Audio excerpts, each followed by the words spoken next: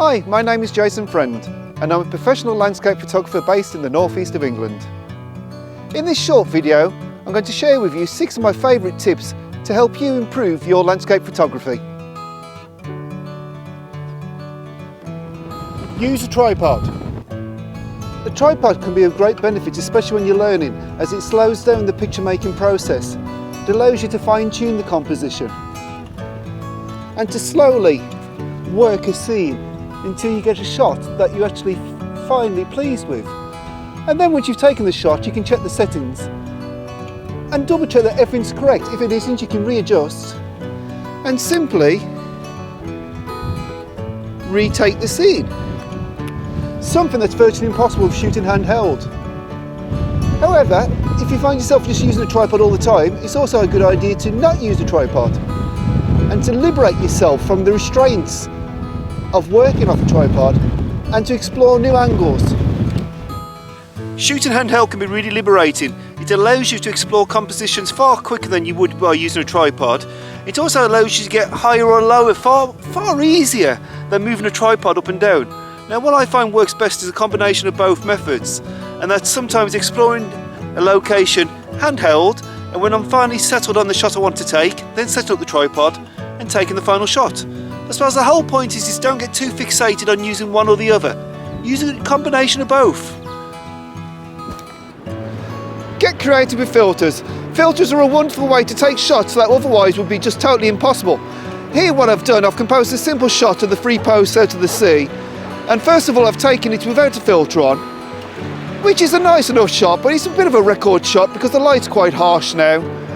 But by putting a 10 times filter on, what it's allowed me to do is sort of blur the water out and to give that nice milky water effect. Now, this isn't to everybody's taste, and I'm not suggesting you do it all the time, but sometimes it's just good to get a little bit creative and to try something different. Understand light, and this is probably one of the most important tips I'm going to share with you in this video. Light can totally transform a photo from a bland record shot to something that's worthwhile hanging on your wall. So if you visit a location and the light isn't great, if possible, consider revisiting that location and maybe do some research before you go, trying to find out where the sun's going to rise and the set, so you know what's going to be the best time of day to visit that location. And while you're there, if you're planning to visit the coast, maybe check the tide timetables to make sure the tide's going to be doing what you want it to do. Shoot something different. If you tend to photograph the same sort of scenario time and time again, be that wild landscapes or coast, it's a good idea to pencil in a date where you can go and visit something that's totally different to what you would normally photograph. And that way you switch off the autopilot to the composition mode and you actually start thinking more about the sort of photograph you want to take, and you start thinking harder about your compositions.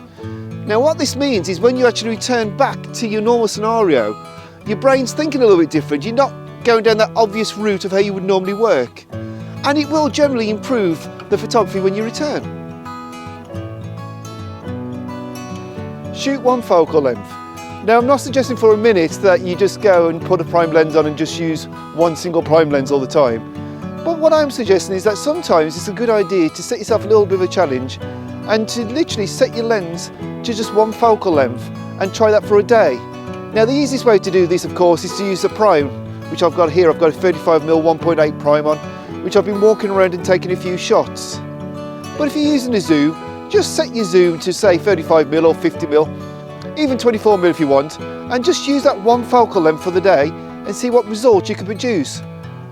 Really, the idea of this is to get your brain thinking a little bit more and to allow you to be a bit more creative with your compositions. Shoot manual. Now, I'm not suggesting for 1 minute that shooting manually is going to make you a better photographer, because it doesn't, but it's quite useful to understand the basics of how your camera works. And the easiest way of doing that is by shooting manual. So, what I'm suggesting is that you set your camera to fully automatic mode and you take a shot,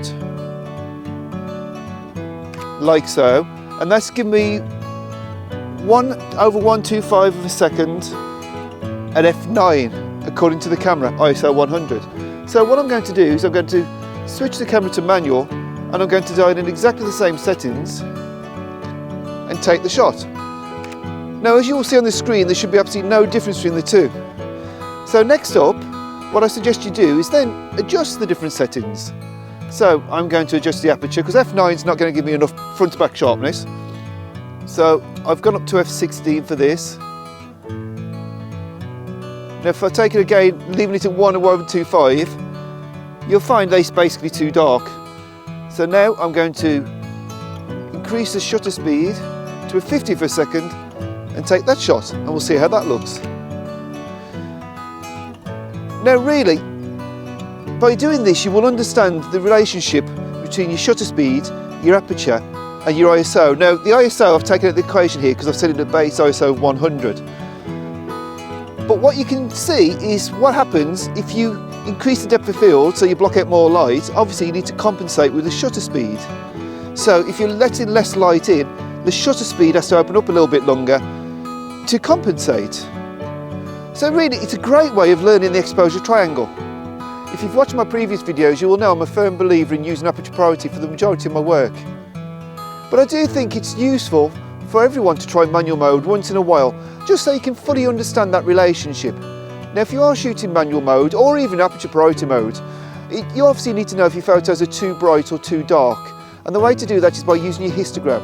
Now I'm not going to cover it in this video because I have covered it in another video, but it's something that you really need to learn and use religiously. As you've probably gathered from these 6 tips, the best way to improve your photography is to actually change the way that you approach it. You need to get out of the mindset of working in a particular way and just experiment a little bit and try different things. I hope you've enjoyed this video. If you have, please do consider subscribing to the channel, give it a thumbs up, leave a comment, ask me a question, and hopefully I'll see you again in another video soon. Thanks for watching.